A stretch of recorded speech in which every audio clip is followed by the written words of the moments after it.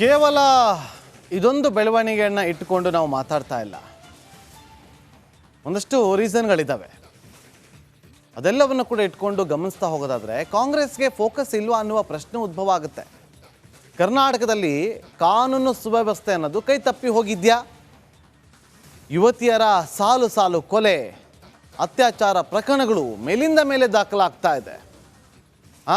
ಹುಬ್ಬಳ್ಳಿಯಲ್ಲಿ ನೇಹಾ ಹಿರೇಮಠ ಪ್ರಕರಣ, ಅದಾದ ಬಳಿಕ ಅಂಜಲಿ ಅಂಬಿಗೆರೆ ಹತ್ಯೆ ಪ್ರಕರಣ ರಾಜ್ಯ ಮಟ್ಟವಷ್ಟೇ ಅಲ್ಲ, ಇಂಟರ್ನ್ಯಾಷನಲ್ ಲೆವೆಲಲ್ಲಿ ಚರ್ಚೆ ಆಗಿತ್ತು ನೇಹಾ ಹತ್ಯೆ ಪ್ರಕರಣ.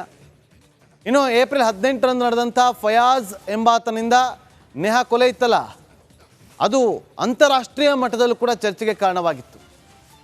15ನೇ ತಾರೀಕಿನಂದು ಆರೋಪಿ ಗಿರೀಶ್ನಿಂದ ಅಂಜಲಿ ಅಂಬಿಗೆರೆ ಹತ್ಯೆ ಆಗಿತ್ತು. ಅದು ಕೂಡ ದೊಡ್ಡ ಮಟ್ಟದಲ್ಲಿ ಸದ್ದು ಮಾಡಿತ್ತು ರಾಜ್ಯದಲ್ಲಿ. ಇನ್ನು ಹುಬ್ಬಳ್ಳಿ, ಹಾವೇರಿ, ಮಡಿಕೇರಿ ಅದರ ಬೆನ್ನಲ್ಲೇ ಈಗ ಕಾರ್ಕಳದಲ್ಲಿ ಅತ್ಯಾಚಾರ ಪ್ರಕರಣ ದಾಖಲಾಗಿದೆ. ರಾಜ್ಯದಲ್ಲಿ ಸಾಲು ಸಾಲು ಕ್ರೈಮ್ ನಡೆದರೂ ಕೂಡ ಸರ್ಕಾರ ಮೈ ಮರೆತಂತೆ ಕಂಡು ಬರ್ತಾ ಇದೆ. ಕಾನೂನು ಸುವ್ಯವಸ್ಥೆ, ಮಹಿಳೆಯರ ರಕ್ಷಣೆ ಬಗ್ಗೆ ದಿವ್ಯ ನಿರ್ಲಕ್ಷ್ಯವನ್ನು ವಹಿಸ್ತಾ ಇರೋದು ಇಲ್ಲಿ ಸ್ಪಷ್ಟವಾಗಿ ಗೋಚರಿಸ್ತಾ ಇದೆ. ಇದೆಲ್ಲರ ಜೊತೆಗೆ ವಾಲ್ಮೀಕಿ ನಿಗಮ ಮಂಡಳಿ ಹಗರಣ, ಮೂಡ ಹಗರಣದ ಮೇಲೆ ರಾಜ್ಯ ಸರ್ಕಾರದ ನಾಯಕರು ಹೆಚ್ಚು ಗಮನವನ್ನು ಕೊಡ್ತಿದ್ದಾರೆ. ಪಂಚ ಗ್ಯಾರಂಟಿಗೆ ಹಣ ಹೊಂದಿಸುವಲ್ಲಿ ಸರ್ಕಾರದ ನೇರ ದೃಷ್ಟಿ ನೆಟ್ಟಿದೆ. ನಮ್ಮ ಗ್ಯಾರಂಟಿ ಏನಿದೆ ಅದನ್ನು ಸರಿದೂಗಿಸ್ಬೇಕು, ಅದಕ್ಕೆ ಹಣ ಬೇಕು. ಹಗರಣಗಳು ಮೇಲಿಂದ ಮೇಲೆ ಬಯಲಾಗ್ತಾ ಇದೆ, ಅದನ್ನು ಹೇಗೆ ಮುಚ್ಚಾಕ್ಕೊಳ್ಬೇಕು, ಅದನ್ನು ಹೇಗೆ ಫೇಸ್ ಮಾಡಬೇಕು ಅಂತೇಳಿ ಆ ಕಡೆ ಗಮನ ಕೊಡ್ತಾ ಇದೆ ವಿನಃ ಕಾನೂನು ಸುವ್ಯವಸ್ಥೆ ಕಡೆ ಗಮನ ಕೊಡ್ತಾ ಇಲ್ವಾ ಅನ್ನುವ ಪ್ರಶ್ನೆ ಉದ್ಭವ ಆಗ್ತದೆ. ಮತ್ತಷ್ಟು ಮಾಹಿತಿಯನ್ನು ಕೊಡೋದಕ್ಕೆ ನಮ್ಮ ಪೊಲಿಟಿಕಲ್ ರಿಪೋರ್ಟರ್ ಆಗಿರುವಂಥ ಬಸವರಾಜ್ ಈಗ ಲೈವ್ನಲ್ಲಿ ಜಾಯ್ನ್ ಆಗಿದ್ದಾರೆ. ಬಸವರಾಜ್, ಅಲ್ಲಿ ಪಂಚ ಗ್ಯಾರಂಟಿ ಮೇಲಿರುವಂಥ ಆಸಕ್ತಿ, ಹಗರಣಗಳನ್ನು ಹೇಗೆ ಅದನ್ನು ತಪ್ಪಿಸ್ಕೊಳ್ಬೇಕು ಅನ್ನುವ ಪ್ಲಾನಿಂಗ್ ಮೇಲಿರುವಂಥ ಆಸಕ್ತಿ, ಕಾನೂನು ಸುವ್ಯವಸ್ಥೆ ಮೇಲೆ ಇಲ್ವಾ ಸರ್ಕಾರಕ್ಕೆ? ಬಸವರಾಜ್,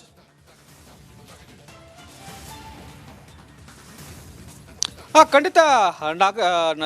ಈ ಇತ್ತೀಚಿನ ಬೆಳವಣಿಗೆಗಳನ್ನು ನೋಡ್ತಾ ಹೋದರೆ ರಾಜ್ಯ ಸರ್ಕಾರದಲ್ಲಿ ಈ ಒಂದು ಹಿಡಿತ ತಪ್ಪಿದೆಯಾ ಅನ್ನುವಂಥದ್ದು. ಯಾಕಂದರೆ ಪೊಲೀಸ್ ಇಲಾಖೆ ಸಾಕಷ್ಟು ಕೆಲಸ ಮಾಡ್ತಾ ಇದೆ ಅನ್ನುವಂಥ ಮಾತನ್ನು ಗೃಹ ಸಚಿವರು ಪದೇ ಪದೇ ಹೇಳ್ತಾ ಇರ್ತಾರೆ.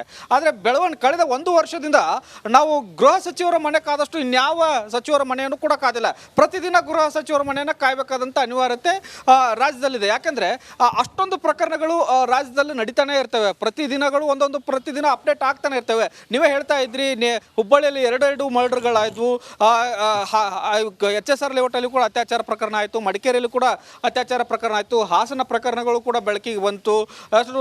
ಉಳಿದಂತೆ ಬ್ಯಾಡಗಿಯಲ್ಲಿ ಕೂಡ ಗಲಭೆ ಆಯಿತು, ವಿಧಾನಸೌಧದಲ್ಲೇ ಕೂಡ ಒಂದಷ್ಟು ಗಲಭೆಗಳಾಯಿತು, ಒಂದು ಪಾಕಿಸ್ತಾನದ ಪರವಾಗಿ ಕೂಗಿದಂಥ ಘಟನೆಗಳು ಕೂಡ ಆದವು. ಇವೆಲ್ಲ ಘಟನೆಗಳನ್ನು ನೋಡ್ತಾ ಹೋದರೆ ಎಲ್ಲ ಒಂದು ಕಡೆ ಗೃಹ ಸಚಿವರಾದಂಥ ಪರಮೇಶ್ವರ್ ಅವರಿಗೆ ಆ ಇಲಾಖೆ ಮೇಲೆ ಒಂದಷ್ಟು ಹಿಡಿತ ಇಲ್ವಾ? ಹಿಡಿತ ಇದ್ದರೂ ಅದನ್ನು ನಿಭಾಯಿಸೋಕ್ಕಾಗ್ತಾ ಇಲ್ವಾ? ಅನುಭವ ಇದ್ದರೂ ಕೂಡ ಅವರಿಗೆ ಖಾತೆ ಒಲ್ಲದ ಮನಸ್ಸಿನಿಂದ ಒಪ್ಕೊಂಡಿದ್ದಾರೆ ಅನ್ನುವಂಥ ಪ್ರಶ್ನೆಗಳು ಉದ್ಭವ ಆಗ್ತಾ ಇದ್ದಾವೆ. ಸಿಎಂ ಕೂಡ ಈ ಒಂದು ವಿಚಾರವಾಗಿ ಸಾಕಷ್ಟು ಗಮನವನ್ನು ಹರಿಸಬೇಕಾಗುತ್ತೆ. ಆಗಷ್ಟೇ ರಿಪಬ್ಲಿಕ್ ಕರ್ನಾಟಕ ಜೊತೆ ಸಿಎಂನ ನಾವು ಮಾತಾಡ್ಸಕ್ಕೆ ಹೋದಾಗ ನನಗೆ ಮಾಹಿತಿಗಳಿಲ್ಲ ಅನ್ನುವಂಥ ಜಾರಕ್ಕೆ ಉತ್ತರಗಳನ್ನು ಕೊಡ್ತಾರೆ. ಯಾಕಂದರೆ ಗೃಹ ಸಚಿವರ ಮೇಲ್ಗಡೆ ಇರ್ತಕ್ಕಂಥವರು ಸಿಎಂ ಆದಂಥವರು, ಅವರು ಎಲ್ಲವನ್ನು ಅವಲೋಕನ ಮಾಡಬೇಕಾಗುತ್ತೆ. ನನಗೆ ಮಾಹಿತಿನೇ ಇಲ್ಲ ಅಂದರೆ ಇದೊಂದು ರೀತಿಯಲ್ಲಿ ತಪ್ಪಾಗುತ್ತೆ. ಹಾಗಾಗಿ ಈಗ ರಾಜ್ಯದಲ್ಲಿ ಸರಣಿ ಒಂದಷ್ಟು ಹಗರಣಗಳು ನಡೆದಿದ್ದಾವೆ. ಅದರ ಹಗರಣಗಳ ವಿಚಾರವಾಗಿ ರಾಜಕೀಯ ತಲ್ಲಣಗೊಂಡಿದ್ದು, ರಾಜಕೀಯದಲ್ಲೇ ಮುಳುಗಿ ಹೋಗಿದ್ದಾರೆ ಆಡಳಿತ ನಾಯಕರು, ಸಚಿವರು. ಹಾಗಾಗಿ ಈ ಸರ್ಕಾರನ ಸರಿಯಾದ ಹಳಿಗೆ ತರಬೇಕಾದಂಥವರು ಸರ್ಕಾರದ ಸಚಿವರು ಈಗ ಇಂತಹ ಪ್ರಕರಣಗಳು ಪದೇ ಪದೇ ಉಲ್ಲೇಖ ಆಗ್ತಾ ಇದ್ದಾರೆ. ಕಳೆದ 5 ವರ್ಷದಲ್ಲಿ ಕೂಡ ಬಿಜೆಪಿಯವರು ರಾಜ್ಯದಲ್ಲಿ ಕಾನೂನು ಸುವ್ಯವಸ್ಥೆ ಹದಗೆಟ್ಟಿದೆ, ಅದರ ಬಗ್ಗೆ ಚರ್ಚೆಗೆ ಅವಕಾಶ ಕೊಡಿ ಅನ್ನುವಂಥ ಮನವಿಯನ್ನು ಮಾಡಿದ್ರು, ಆದರೂ ಕೂಡ ಕೊಟ್ಟಿರಲಿಲ್ಲ. ಹಾಗಾಗಿ ಈ ರಾಜ್ಯದಲ್ಲಿ ಕಾನೂನು ಸುವ್ಯವಸ್ಥೆ ಹಳಿ ತಪ್ಪಿದೆ ಅನ್ನುವಂಥದ್ದು ಇವತ್ತಿನ ಪ್ರಕರಣಗಳನ್ನು ನೋಡ್ತಾ ಹೋದರೆ ಖಂಡಿತವಾಗೂ ಗಮನಕ್ಕೆ ಬರುತ್ತೆ.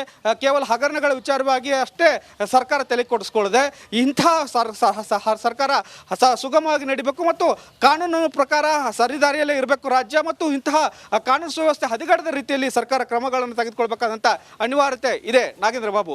ಓಕೆ, ಥ್ಯಾಂಕ್ ಯು ಬಸವರಾಜ್ ನಿಮ್ಮೆಲ್ಲ ಮಾಹಿತಿಗಾಗಿ. ಕೇವಲ ಇದೊಂದು ಬೆಳವಣಿಗೆಯನ್ನು ಇಟ್ಟುಕೊಂಡು ನಾವು ಮಾತಾಡ್ತಾ ಇಲ್ಲ. ಒಂದಷ್ಟು ರೀಸನ್ಗಳಿದ್ದಾವೆ. ಅದೆಲ್ಲವನ್ನು ಕೂಡ ಇಟ್ಕೊಂಡು ಗಮನಿಸ್ತಾ ಹೋಗೋದಾದರೆ ಕಾಂಗ್ರೆಸ್ಗೆ ಫೋಕಸ್ ಇಲ್ವಾ ಅನ್ನುವ ಪ್ರಶ್ನೆ ಉದ್ಭವ ಆಗುತ್ತೆ.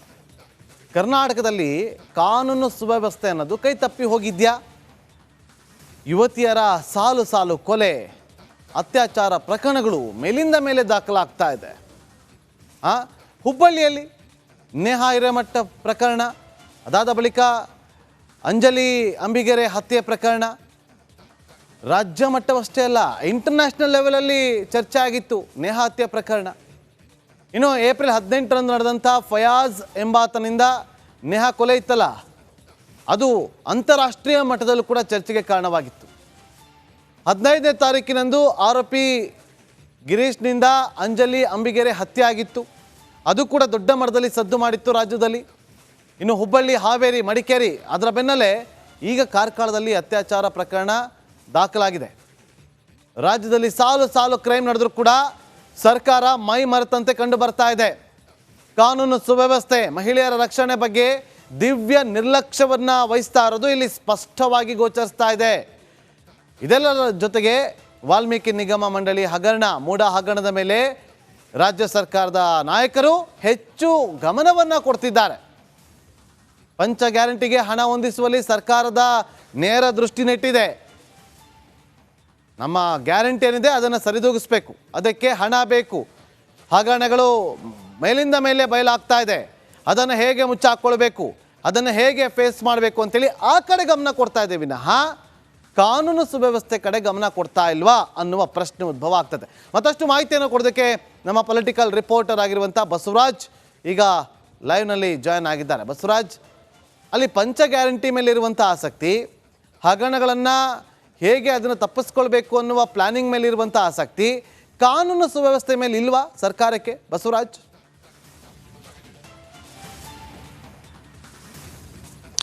ಖಂಡಿತ ಈ ಇತ್ತೀಚಿನ ಬೆಳವಣಿಗೆಗಳನ್ನು ನೋಡ್ತಾ ಹೋದರೆ ರಾಜ್ಯ ಸರ್ಕಾರದಲ್ಲಿ ಈ ಒಂದು ಹಿಡಿತ ತಪ್ಪಿದೆಯಾ ಅನ್ನುವಂಥದ್ದು. ಯಾಕಂದರೆ ಪೊಲೀಸ್ ಇಲಾಖೆ ಸಾಕಷ್ಟು ಕೆಲಸ ಮಾಡ್ತಾ ಇದೆ ಅನ್ನುವಂಥ ಮಾತನ್ನು ಗೃಹ ಸಚಿವರು ಪದೇ ಪದೇ ಹೇಳ್ತಾ ಇರ್ತಾರೆ. ಆದರೆ ಕಳೆದ 1 ವರ್ಷದಿಂದ ನಾವು ಗೃಹ ಸಚಿವರ ಮನೆ ಕಾದಷ್ಟು ಇನ್ಯಾವ ಸಚಿವರ ಮನೆಯನ್ನು ಕೂಡ ಕಾದಿಲ್ಲ. ಪ್ರತಿದಿನ ಗೃಹ ಸಚಿವರ ಮನೆಯನ್ನು ಕಾಯಬೇಕಾದಂಥ ಅನಿವಾರ್ಯತೆ ರಾಜ್ಯದಲ್ಲಿದೆ. ಯಾಕೆಂದರೆ ಅಷ್ಟೊಂದು ಪ್ರಕರಣಗಳು ರಾಜ್ಯದಲ್ಲಿ ನಡೀತಾನೆ ಇರ್ತವೆ. ಪ್ರತಿದಿನ ಅಪ್ಡೇಟ್ ಆಗ್ತಾನೆ ಇರ್ತವೆ. ನೀವೇ ಹೇಳ್ತಾ ಇದ್ರಿ, ಹುಬ್ಬಳ್ಳಿಯಲ್ಲಿ 2 ಮರ್ಡರ್ಗಳಾಯಿತು, HSR ಲೇಔಟಲ್ಲಿ ಕೂಡ ಅತ್ಯಾಚಾರ ಪ್ರಕರಣ ಆಯಿತು, ಮಡಿಕೇರಿಯಲ್ಲಿ ಕೂಡ ಅತ್ಯಾಚಾರ ಪ್ರಕರಣ ಆಯಿತು, ಹಾಸನ ಪ್ರಕರಣಗಳು ಕೂಡ ಬೆಳಕಿಗೆ ಬಂತು, ಉಳಿದಂತೆ ಬ್ಯಾಡಗಿಯಲ್ಲಿ ಕೂಡ ಗಲಭೆ ಆಯಿತು, ವಿಧಾನಸೌಧದಲ್ಲೇ ಕೂಡ ಒಂದಷ್ಟು ಗಲಭೆಗಳಾಯಿತು, ಪಾಕಿಸ್ತಾನದ ಪರವಾಗಿ ಕೂಗಿದಂಥ ಘಟನೆಗಳು ಕೂಡ ಆದವು. ಇವೆಲ್ಲ ಘಟನೆಗಳನ್ನು ನೋಡ್ತಾ ಹೋದರೆ ಎಲ್ಲ ಒಂದು ಕಡೆ ಗೃಹ ಸಚಿವರಾದಂಥ ಪರಮೇಶ್ವರ್ ಅವರಿಗೆ ಆ ಇಲಾಖೆ ಮೇಲೆ ಒಂದಷ್ಟು ಹಿಡಿತ ಇಲ್ವಾ, ಹಿಡಿತ ಇದ್ರೂ ಅದನ್ನು ನಿಭಾಯಿಸೋಕ್ಕಾಗ್ತಾ ಇಲ್ವಾ, ಅನುಭವ ಇದ್ರೂ ಕೂಡ ಅವರಿಗೆ ಖಾತೆ ಒಲ್ಲದ ಮನಸ್ಸಿನಿಂದ ಒಪ್ಕೊಂಡಿದ್ದಾರೆ ಅನ್ನುವಂಥ ಪ್ರಶ್ನೆಗಳು ಉದ್ಭವ ಆಗ್ತಾ ಇದ್ದಾವೆ. ಸಿಎಂ ಕೂಡ ಈ ಒಂದು ವಿಚಾರವಾಗಿ ಸಾಕಷ್ಟು ಗಮನವನ್ನು ಹರಿಸಬೇಕಾಗುತ್ತೆ. ಆಗಷ್ಟೇ ರಿಪಬ್ಲಿಕ್ ಕನ್ನಡಕ ಜೊತೆ ಸಿಎಂನ ನಾವು ಮಾತಾಡ್ಸಕ್ಕೆ ಹೋದಾಗ ನನಗೆ ಮಾಹಿತಿಗಳಿಲ್ಲ ಅನ್ನುವಂಥ ಜಾರಿಕೆ ಉತ್ತರಗಳನ್ನು ಕೊಡ್ತಾರೆ. ಯಾಕಂದರೆ ಗೃಹ ಸಚಿವರ ಮೇಲ್ಗಡೆ ಇರ್ತಕ್ಕಂಥವರು ಸಿಎಂ ಆದಂಥವರು, ಅವರು ಎಲ್ಲವನ್ನು ಅವಲೋಕನ ಮಾಡಬೇಕಾಗುತ್ತೆ. ನನಗೆ ಮಾಹಿತಿನೇ ಇಲ್ಲ ಅಂದರೆ ಇದೊಂದು ರೀತಿಯಲ್ಲಿ ತಪ್ಪಾಗುತ್ತೆ. ಹಾಗಾಗಿ ಈಗ ರಾಜ್ಯದಲ್ಲಿ ಸರಣಿ ಒಂದಷ್ಟು ಹಗರಣಗಳು ನಡೆದಿದ್ದಾವೆ. ಅದರ ಹಗರಣಗಳ ವಿಚಾರವಾಗಿ ರಾಜಕೀಯ ತಲ್ಲಣಗೊಂಡಿದ್ದು, ರಾಜಕೀಯದಲ್ಲೇ ಮುಳುಗಿ ಹೋಗಿದ್ದಾರೆ ಆಡಳಿತ ನಾಯಕರು, ಸಚಿವರು. ಹಾಗಾಗಿ ಈ ಸರ್ಕಾರನ ಸರಿಯಾದ ಹಳಿಗೆ ತರಬೇಕಾದಂಥವರು ಸರ್ಕಾರದ ಸಚಿವರು ಈಗ ಇಂತಹ ಪ್ರಕರಣಗಳು ಪದೇ ಪದೇ ಉಲ್ಲೇಖ ಆಗ್ತಾ ಇದ್ದಾರೆ. ಕಳೆದ 5 ವರ್ಷದಲ್ಲಿ ಕೂಡ ಬಿಜೆಪಿಯವರು ರಾಜ್ಯದಲ್ಲಿ ಕಾನೂನು ಸುವ್ಯವಸ್ಥೆ ಹದಗೆಟ್ಟಿದೆ, ಅದರ ಬಗ್ಗೆ ಚರ್ಚೆಗೆ ಅವಕಾಶ ಕೊಡಿ ಅನ್ನುವಂಥ ಮನವಿಯನ್ನು ಮಾಡಿದ್ರು, ಆದರೂ ಕೂಡ ಕೊಟ್ಟಿರಲಿಲ್ಲ. ಹಾಗಾಗಿ ಈ ರಾಜ್ಯದಲ್ಲಿ ಕಾನೂನು ಸುವ್ಯವಸ್ಥೆ ಹಳಿ ತಪ್ಪಿದೆ ಅನ್ನುವಂಥದ್ದು ಇವತ್ತಿನ ಪ್ರಕರಣಗಳನ್ನು ನೋಡ್ತಾ ಹೋದರೆ ಖಂಡಿತವಾಗೂ ಗಮನಕ್ಕೆ ಬರುತ್ತೆ. ಕೇವಲ ಹಗರಣಗಳ ವಿಚಾರವಾಗಿ ಅಷ್ಟೇ ಸರ್ಕಾರ ತಲೆ ಕೊಡಿಸ್ಕೊಳ್ಳದೆ ಇಂಥ ಸರ್ಕಾರ ಸುಗಮವಾಗಿ ನಡಿಬೇಕು ಮತ್ತು ಕಾನೂನು ಪ್ರಕಾರ ಸರಿದಾರಿಯಲ್ಲೇ ಇರಬೇಕು ರಾಜ್ಯ, ಮತ್ತು ಇಂತಹ ಕಾನೂನು ಸುವ್ಯವಸ್ಥೆ ಹದಗೆಡದ ರೀತಿಯಲ್ಲಿ ಸರ್ಕಾರ ಕ್ರಮಗಳನ್ನು ತೆಗೆದುಕೊಳ್ಬೇಕಾದಂಥ ಅನಿವಾರ್ಯತೆ ಇದೆ. Nagendra Babu. Okay, thank you Basavaraj ನಿಮ್ಮೆಲ್ಲ ಮಾಹಿತಿಗಾಗಿ.